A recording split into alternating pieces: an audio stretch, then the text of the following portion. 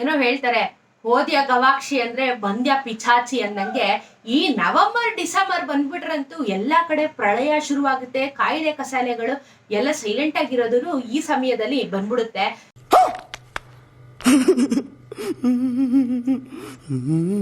So ಈ Covid ಇಂದ ಎಲ್ಲರೂ ಜನಜೀವನ ಅಸ್ತವ್ಯಸ್ತ ಆಗೋಗ್ಬಿಡಿತ್ತು. ಎಲ್ಲ ಪೀಸ್ ಆಗಿ ಏನೋ ಹೊಸದಾಗಿ ಲೈಫ್ ಶುರು ಮಾಡಿದ್ವಿ, ಎಲ್ಲಾರು ಚೆನ್ನಾಗಿದೀವಿ, ಆರಾಮಾಗಿ ಟ್ರಿಪ್ ಹೊಡ್ಕೊಂಡು ಪೀಸ್ ಆಗಿದೀವಿ, ಜೀವನ ಮಾಡ್ತಾ ಇದೀವಿ ಅಂತ ಹೇಳೋ ಸಮಯದಲ್ಲೇ ಇದ್ಯಾವ್ದೋ ವಕ್ರಸ್ಕತ್ತು JN1 ಅಂತ ಹೇಳಿ ಕೋವಿಡಿನ ಮತ್ತೊಂದು ತಳಿ ಅಂತ ಹೇಳಿ ಈ ಚೈನಾದವ್ರ ಏನೇನ್ ವೈರಸ್ಗಳನ್ನ ಮಾಡಿ ಮಾಡಿ ಮಾಡಿ ಎಲ್ಲಾ ದೇಶಕ್ಕೂ ಹರಡಿ ಏನ್ ಅವ್ರಿಗೆ ಅದರಲ್ಲಿ ಸಂತೋಷ ಇದೆಯೋ ಸುಖ ಇದೆಯೋ ದೇವರಾಣೆ ಗೊತ್ತಿಲ್ಲ.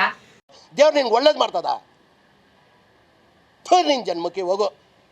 ಸೊ ಏನಂತ ಬ್ಲೇಮ್ ಮಾಡೋದು ಗೊತ್ತಿಲ್ಲ. ಸೊ ಈ ಒಂದು ಹೊಸ ತಳಿ JN1 ಅಂತ ಹೇಳಿ ಎಲ್ಲಾ ನ್ಯೂಸ್ಗಳಲ್ಲೂ ನೋಡ್ತಾ ಇರ್ತೀರಾ, ನ್ಯೂಸ್ ಪೇಪರ್ ಅಲ್ಲಿ ನೋಡ್ತಾ ಇರ್ತೀರಾ. ಮೊನ್ನೆ ಕರ್ನಾಟಕ ಸರ್ಕಾರದಿಂದ ಒಂದಷ್ಟು ನೋಟಿಫಿಕೇಶನ್ ಗೈಡ್ಲೈನ್ಸ್ ಕೂಡ ಬಿಟ್ಟಿರುವಂತದ್ದು.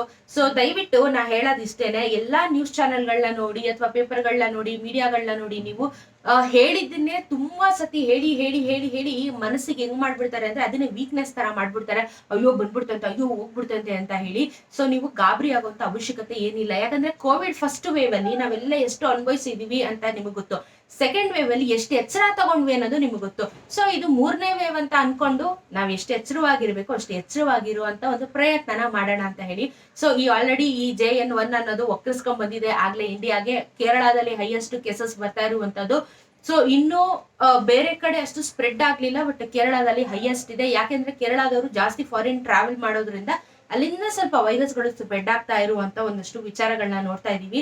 ಸೊ ಗೈಡ್ಲೈನ್ಸ್ ಕೂಡ ಬಿಟ್ರು ಕರ್ನಾಟಕ ಸರ್ಕಾರದಿಂದ. ಇನ್ನು ಮುಂದೆ ದಯವಿಟ್ಟು ಈ ಒಂದು JN1 ಏನಿದೆ ಇದು ಆಲ್ಮೋಸ್ಟ್ 60 ಅಂಡ್ ಅಬೋವ್ ಇರೋರಿಗೆ ಸ್ವಲ್ಪ ಪ್ರಾಬ್ಲಮ್ ಆಗುತ್ತೆ, ಹಾರ್ಟ್ ಪೇಷಂಟ್ ಗಳಿಗೆ ಪ್ರಾಬ್ಲಮ್ ಆಗುತ್ತೆ ಅಂತ ಹೇಳಿದ್ದಾರೆ ಯುನೆಸ್ಕೋ ಅವರು.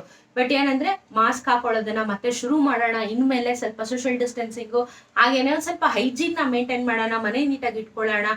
ಒಂದಷ್ಟು ಸ್ಪ್ರೇ ಅಂದ್ರೆ ಈ ಸೆವ್ಲಾನ್ದು ಆಂಟಿ ಫಂಗಲ್ ಸ್ಪ್ರೇ ಅಥವಾ ಆಂಟಿ ಬ್ಯಾಕ್ಟೀರಿಯಲ್ ಸ್ಪ್ರೇ ಅಂತ ಏನ್ ಬರುತ್ತೆ ಅದನ್ನೆಲ್ಲ ಹೊಡೆದು, ಅದಕ್ಕಿಂತ ಇಂಪಾರ್ಟೆಂಟ್ ಏನ್ ಗೊತ್ತಾ, ಬೇವಿನ ಸೊಪ್ಪನ್ನ ತಗೊಂಡ್ಬಂದ್ಬಿಟ್ಟು ಮನೇಲಿ ಹೊಗೆ ಹಾಕಿ ಎಂತ ಬ್ಯಾಕ್ಟೀರಿಯಾ ಅದು ಕಿತ್ಕೊಂಡು ಹೋಗ್ಬಿಡುತ್ತೆ. ಕರೆಕ್ಟ್ ಅಲ್ವಾ? ಸೊ ನ್ಯಾಚುರಲ್ ಆಗಿ ನಾವ್ ಏನೆಲ್ಲ ಮಾಡಬಹುದು ನಿಮಗೆಲ್ಲ ಗೊತ್ತು ಇವಾಗ. ಸೊ ಇದನ್ನೆಲ್ಲ ನಾವು ಏನು ಮನೇಲಿ ಇಟ್ಕೊಂಡು ನಾವು ಬ್ಯಾಕ್ಟೀರಿಯಾಗಳನ್ನ ಆದಷ್ಟು ಓಡಿಸುವಂತ ಪ್ರಯತ್ನ ಮಾಡೋಣ.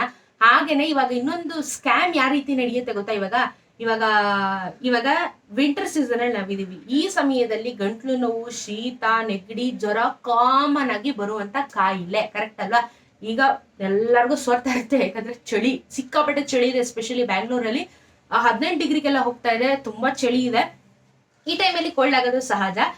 ಕೋಲ್ಡ್ ಆಗಿದೆ ಅಂತ ಹೇಳಿ ಹಾಸ್ಪಿಟಲ್ ತೋರ್ಸಕ್ ಹೋದಾಗ ಅವ್ರು ಇಲ್ದಾರೆ ಟೆಸ್ಟ್ ಗಳೆಲ್ಲ ಹೇಳಿ ಕೋವಿಡ್ ಬಂದ್ಬಿಟ್ಟಿದೆ ಟೆಸ್ಟ್ ಮಾಡ್ಸಿ ಅಂತೆಲ್ಲ ಗಾಬರಿ ಮಾಡ್ಬಿಟ್ಟು ಫುಲ್ ಗಾಬರಿ ಮಾಡ್ಬಿಡ್ತಾರೆ. ಸೊ ನೀವು ಅಷ್ಟೆಲ್ಲ ತಲೆ ಕೆಡ್ಸ್ಕೊಂಬಿಡಿ. ಆದಷ್ಟು ಮನೆ ಮದ್ದನ್ನ ಮಾಡ್ಕೊಳ್ಳಿ, ಕಷಾಯ ಮಾಡ್ಕೊಳ್ಳಿ, ಬೆಚ್ಚಗಿರೋದನ್ನ ಇದು ಮಾಡ್ಕೊಳ್ಳಿ. ಆಗೇನಿಲ್ಲ ಅಂತ ಹೇಳಿದ್ರೆ ಹಾಸ್ಪಿಟಲ್ಗೆ ಹೋಗಿ. ಬಟ್ ಮನೆ ಮದ್ದು ಇಂಪಾರ್ಟೆಂಟು. ಮನೆ ಮದ್ದು ಎಷ್ಟು ಮಾಡ್ತೀವಿ ಬೇಗ ಕ್ಯೂರ್ ಆಗ್ತೀವಿ. ಕಷಾಯಗಳಿದಾವೆ ನಮ್ಮಲ್ಲಿ, ಎಷ್ಟೋ ವಿಚಾರಗಳು ನಿಮ್ಗೆ ಮನೆಯಲ್ಲಿ ಗೊತ್ತಿರುತ್ತೆ. ಶುಂಠಿ ಜಾಸ್ತಿ ತಿನ್ನಿ, ಬೆಳ್ಳುಳ್ಳಿ ಜಾಸ್ತಿ ತಿನ್ನಿ. ಈ ಸಮಯದಲ್ಲಿ ಶೀತದ ಸಮಯದಲ್ಲಿ ಎಲ್ಲ ಬಾಡಿ ವಾರ್ಮ್ ಆಗಿ ಇಡುವಂತ ಒಂದು ಪ್ರಯತ್ನ ಆಗುತ್ತೆ. ಆದಷ್ಟು ಇಮ್ಯುನಿಟಿ ಬಿಲ್ಡಿಂಗ್ ಆಗುವಂತ ಒಂದಷ್ಟು ಹಣ್ಣುಗಳನ್ನ, ಎಸ್ಪೆಷಲಿ ಕಿವಿ ಫ್ರೂಟು, ಪಪ್ಪಾಯ, ಈ ರೀತಿ ಡ್ರ್ಯಾಗನ್ ಫ್ರೂಟು, ಈ ರೀತಿ ಹಣ್ಣುಗಳನ್ನ ಸೇವನೆ ಮಾಡಿದ್ರೆ ವೈಟ್ ಬ್ಲಡ್ ಸೆಲ್ಸ್ ಇನ್ಕ್ರೀಸ್ ಆದಾಗ ನಿಮಗೆ ಏನು ಬ್ಯಾಕ್ಟೀರಿಯಾನೇ ಫೈಟ್ ಮಾಡುವಂತ ಒಂದಷ್ಟು ಸ್ಟ್ರೆಂತ್ ಕೂಡ ನಮ್ಮ ದೇಹದಲ್ಲಿ ಸಿಗುತ್ತೆ. ಸೊ ಒಂದ್ ಸ್ವಲ್ಪ workout, walking, healthy food life style ನ ಚೇಂಜ್ ಮಾಡ್ಕೊಂಡ್ರೆ ಎಲ್ಲ ಆಗುತ್ತೆ. ಸೊ ಮಾಸ್ಕ್ ಯೂಸ್ ಮಾಡ್ಕೊಳ್ಳೋದನ್ನ ಮತ್ತೆ ಶುರು ಮಾಡ್ಕೋಬೇಕು. ಇವಾಗ ಏನು ಮಾಡಕ್ ಆಗಲ್ಲ. ತುಂಬಾ ಗಾಬರಿ ಆಗುವಂತ ಅವಶ್ಯಕತೆ ಏನು ಇಲ್ಲ. ಜಸ್ಟ್ ಇದು ಕೇರಳ ಬಂದಿದೆ, ಆಗ್ಲೇ ಏನೋ ಒಂದಷ್ಟು ಡೆತ್ ಕೂಡ ಆಗಿದೆ ಅಂತ ಹೇಳಿ ಅನೌನ್ಸ್ ಮಾಡ್ತಾ ಇದ್ದಾರೆ. So international, national, domestic travel ಮಾಡೋರೆಲ್ಲ ಇನ್ ಮುಂದೆ ಏರ್ಪೋರ್ಟ್ ಅಲ್ಲಿ ಹೊಸದಾಗಿ ಮತ್ತೆ ಮಾಸ್ಕ್ ಹಾಕೊಳ್ಳುವಂತ ಒಂದು ಹೊಸ ರೂಲ್ಸ್ ಕಡ್ಡಾಯ ಆಗಬಹುದು. ಸೊ ಸ್ವಲ್ಪ ಜಾಗೃತರಾಗಿ, ಗಾಬರಿ ಆಗಬೇಡಿ. ಮನೇಲಿ ಯಾರನ್ನು ಗಾಬರಿ ಮಾಡಬೇಡಿ. ಹಾಗೇನೆ ಕೆಲ್ಸಕ್ಕೆ ಓಡಾಡೋರು ಒಂದ್ ಸ್ವಲ್ಪ ಜಾಗೃತರಾಗಿ ಓಡಾಡಿ. ನೀವು ಇನ್ಫೆಕ್ಷನ್ ತಗೊಂಡ್ಬಂದ್ರೆ ಮನೇಲೂ ಕೂಡ ಪ್ರಾಬ್ಲಮ್ ಆಗುತ್ತೆ. ಸೊ ಗಾಬರಿ ಆಗೋದನ್ನ ಬಿಟ್ಟು ಪೀಸ್ ಆಗಿ ಆರಾಮಾಗಿ ಜೀವನ ಹೆಂಗ್ ನಡೀತದೆ ಹಂಗೆ ನಡೆಸಿ. ಹಾಗೇನೆ ಇದ್ರ ಸಿಂಪ್ಟಮ್ಸ್ ಬಗ್ಗೆ ಒಂದ್ ಸ್ವಲ್ಪ ಹೇಳ್ಬಿಡ್ತೀನಿ. ಯಾಕಂದ್ರೆ ಯಾವ ರೀತಿ ಸಿಂಪ್ಟಮ್ಸ್ ಬರುತ್ತೆ ಅಂತ ಹೇಳಿ ನಿಮ್ಗೆ ಗೊತ್ತಾದ್ರೆ ನಿಮ್ಗೂ ಕೂಡ ಒಂದ್ ಸ್ವಲ್ಪ ಅವೇರ್ ಆಗಿರುತ್ತೆ ಅಂತ ಹೇಳಿ. ಸೊ ಇದ್ರ ಸಿಂಪ್ಟಮ್ಸ್ ಏನು ಅಂದ್ರೆ ಫೀವರ್ ಬರುತ್ತಂತೆ, ಆಮೇಲೆ ನೆಗಡಿ, ಆಮೇಲೆ ಗಂಟ್ಲು ನೋವು, ಒಣಗಿರೋ ಗಂಟ್ಲು, ಈ ತರ. ಆಮೇಲೆ ಗ್ಯಾಸ್ಟ್ರಿಕ್ ಸಮಸ್ಯೆ ಬರುತ್ತಂತೆ ಇದರಿಂದ. ನನಗಂತೂ ಗೊತ್ತಿಲ್ಲ ಇದು ಗ್ಯಾಸ್ಟ್ರಿಕ್ ಎಲ್ಲಿ ಬರುತ್ತೆ ಅಂತ. ಸೊ ಗ್ಯಾಸ್ಟ್ರಿಕ್ ಕೂಡ ಬರುತ್ತಂತೆ. ನೋಡಿ ಇದು ಸಿಂಪ್ಟಮ್ಸ್ ಅಷ್ಟೇನೆ, ಬಟ್ ಇದು ಕಾಮನ್ ಈ ಕ್ಲೈಮೇಟ್ ಅಲ್ಲಿ ಬರುವಂತ ಎಲ್ಲ ಕಾಯಿಲೆ ಇದು. ಗ್ಯಾಸ್ಟ್ರಿಕ್ ದಿನನಿತ್ಯ ಎಲ್ಲರಿಗೂ ಗ್ಯಾಸ್ಟ್ರಿಕ್ ಇರುತ್ತೆ. ಏನ್ ವೈರಸ್ ಬರುತ್ತೋ ನಮ್ಗೆ ಗೊತ್ತಿಲ್ಲ. ಚೀನಾಯಿಂದ ಸೊ ಯುನೆಸ್ಕೋ ವರ್ಲ್ಡ್ ಹೆಲ್ತ್ ಅವರು ಕೂಡ ಅವೇರ್ನ ಕೊಟ್ಟಿದ್ದಾರೆ, ಹುಷಾರಾಗಿರಿ ಅಂತ. ಯಾಕಂದ್ರೆ ಫಾರಿನ್ ಕಂಟ್ರೀಸ್ ಅಲ್ಲಿ ಸಿಕ್ಕಾಪಟ್ಟೆ ಸ್ಪ್ರೆಡ್ ಆಗ್ತಾ ಇದೆ. ಇಂಡಿಯಾಗೆ ಕೇರಳ ಅಷ್ಟೇ ಬಂದಿರೋದು. ಸೊ ಫಾರಿನ್ ಕಂಟ್ರೀಸ್ ಅಲ್ಲಿ ತುಂಬಾ ಬೇಗ ಸ್ಪ್ರೆಡ್ ಆಗ್ತಾ ಇದೆ ಗಾಳಿಯಲ್ಲಿ. ಸೊ ದಯವಿಟ್ಟು ಗಾಬರಿ ಆಗೋದನ್ನ ಬಿಟ್ಟು ಆರಾಮಾಗಿ ಪೀಸ್ ಆಗಿ ಹೆಲ್ದಿ ಲೈಫ್ ಸ್ಟೈಲು, ಹಾಗೇನೆ ನಿಮ್ಮ ಮನೆಯಲ್ಲಿ ಸ್ವಲ್ಪ ಬೆಚ್ಚಗಿರೋದನ್ನ ಮಾಡ್ಕೊಂಡು ಹೇಳಿರುವಂತ ಎಲ್ಲ ವಿಚಾರಗಳನ್ನ ಗಮನ ಇಟ್ಕೊಂಡ್ರೆ ಪೀಸ್ ಆಗಿರಿ, ಏನು ತಲೆ ಕೆಡಿಸ್ಕೋಬೇಡಿ. ಮಾಸ್ಕ್ ಹಾಕೊಳ್ಳೋದನ್ನ ಇನ್ ಮುಂದೆ ನಾವು ಶುರು ಮಾಡ್ಕೊಳ್ಳೋಣ ಅಂತ ಹೇಳ್ತಾ ವಿಡಿಯೋನ ಮುಗಿಸ್ತಾ ಇದ್ದೀನಿ. ಆರೋಗ್ಯವೇ ಭಾಗ್ಯ, ಆರೋಗ್ಯ ನೋಡ್ಕೊಳ್ಳಿ. ಮತ್ತೆ ಕೋವಿಡ್ ಬಂದ್ರೆ ಇಲ್ಲಿ ಜನಜೀವನ ಅಸ್ತವ್ಯಸ್ತ ಆಗ್ಬಿಡುತ್ತೆ ನಮ್ಮ ಕರ್ನಾಟಕದಲ್ಲಿ ಸ್ಪೆಷಲ್ ಆಗಿ. ಸೊ ದಯವಿಟ್ಟು ಜಾಗೃತರಾಗಿ ಆರೋಗ್ಯ ಕಾಪಾಡ್ಕೊಳ್ಳಿ.